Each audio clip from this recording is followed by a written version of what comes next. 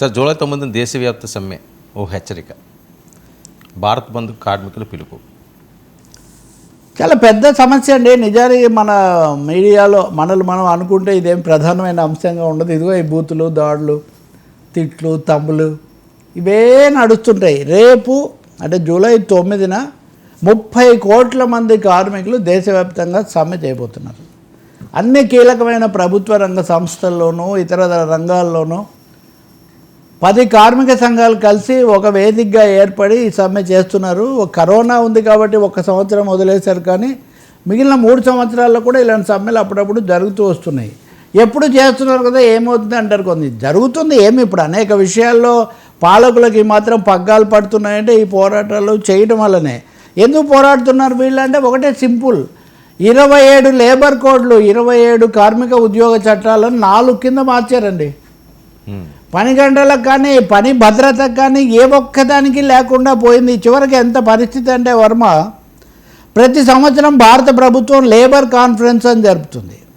Labour conference అనే కార్మికులను పిలిపించి మీ కోరికలు ఏంటి అని అడిగి వాటిని కొద్దో గొప్ప అమలు జరపడానికి ప్రయత్నిస్తుంది. మోదీ ప్రభుత్వం వచ్చాక 10 ఏళ్ల నుంచి లేబర్ కాన్ఫరెన్సే జరపలేదు. అంటే కార్మికులు చేయకపోవడం తర్వాత కనీసం సమావేశం జరపడానికి కూడా, వాళ్ళ మాట వినడానికి కూడా సిద్ధపడలేదు. ఇప్పుడు పని గంటలకు సంబంధించి కానీ, యూనియన్లు పెట్టుకునే హక్కు కానీ, కలెక్టివ్ బార్గెనింగ్ అంటారు, అంటే మాకు ఇంత జీతం కావాలి లేకపోతే ఇంత పెంచాలని అడిగేటటువంటి కలెక్టివ్ బార్గెనింగ్ హక్కు కానీ, వీటన్నిటిని కూడా ఇప్పుడు అధికారికంగానే కొట్టేశారు. అది వరకు ఏదో యాజమాన్యాలు చేసాయి అట్లా ఇట్లా అంటే ఇది ఆ పరిస్థితి కాదు. అధికారికంగానే వీటిని కొట్టేస్తున్న పరిస్థితి. రైల్వే లాంటి చోట్ల కూడా లేదు. ఇంకో పెద్ద అంశం ఏంటంటే రిక్రూట్మెంట్, ఉద్యోగ నియామకం అన్నది దాదాపు నిలిచిపోయింది.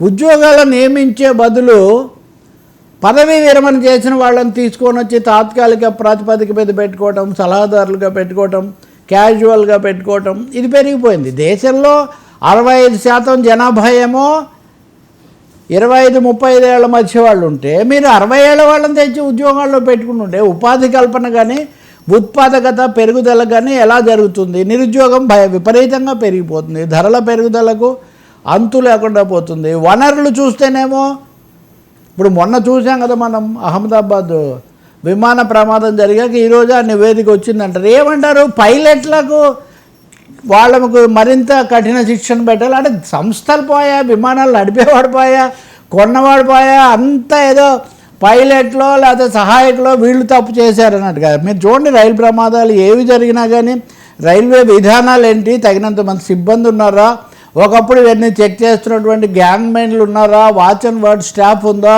ఇవన్నీ లేవు. టోటల్ ప్రైవేటైజేషన్, క్యాజువలైజేషన్, అవుట్సోర్సింగ్ ఇలాంటివన్నీ తీసుకొని వచ్చి గిగ్ వర్కర్స్ అనే వాళ్ళని విపరీతంగా పెంచి వీళ్ళకేమో హక్కులు లేవు. అంటే మొత్తం మీద కార్పొరేట్లకేమో అన్ని కట్టబెడుతూ కార్మికులు, ఉద్యోగులు వీళ్ళకి సంబంధించిన భద్రతను, హక్కులను పూర్తిగా హరించి వేస్తున్న ఈ పరిస్థితుల్లో ఇంకా మత రాజకీయాలు, దేశ భద్రత ఇట్లాంటి అంశాలు ఉన్నాయి. సో ఈ పరిస్థితుల్లో కార్మికులు అందరం కలిసి సమ్మె చేయాలని 10 యూనియన్లు భిన్నమైన రాజకీయాలు కలిగినవి కూడా ఈ సమ్మెకి వస్తున్నాయి. 30 కోట్ల మంది వీటి వెనక ఉన్నారు. ఓకే, ఖచ్చితంగా 25 కోట్ల మంది పాల్గొంటారని ఇప్పుడు రేపు కథలు వస్తాయి మధ్యాహ్నానికి. ఏమైనా ముఖ్యంగా జాతీయ మీడియాలో the bandh has no effect, buses are playing etcetera. వాళ్ళు శక్తి ఉన్న మేరకు వాళ్ళు అన్ని చోట్ల చేస్తారు. అవన్నీ ఇప్పుడు గనిలో కార్మికులు సమ్మె చేసింది లేకపోతే ఇంకో చోట రేవులో చేసింది మీకు నాకు కనబడదు ఖచ్చితంగా చెప్పాలంటే. కానీ జరుగుతుంది ఒకటైతే, వీళ్ళు చాలా చైతన్యంతో సమరశంఖం మేము పూరిస్తున్నాం అన్న పద్ధతిలో వస్తున్నారు. పైగా ఎన్నిసార్లు జరుగుతున్నా మీరే ఆపలేకపోతున్నారు కదా, అది కూడా ఉంది కదా.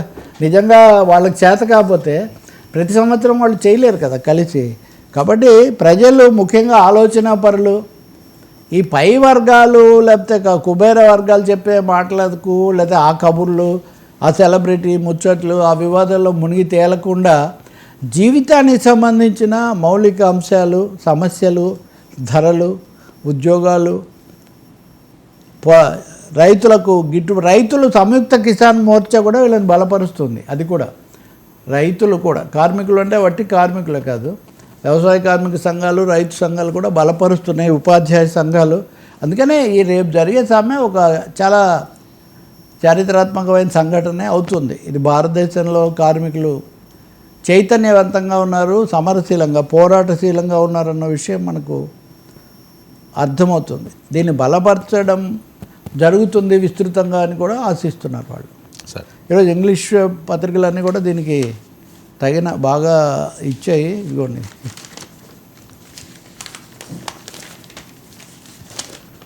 Over 30 crore workers farmers will join.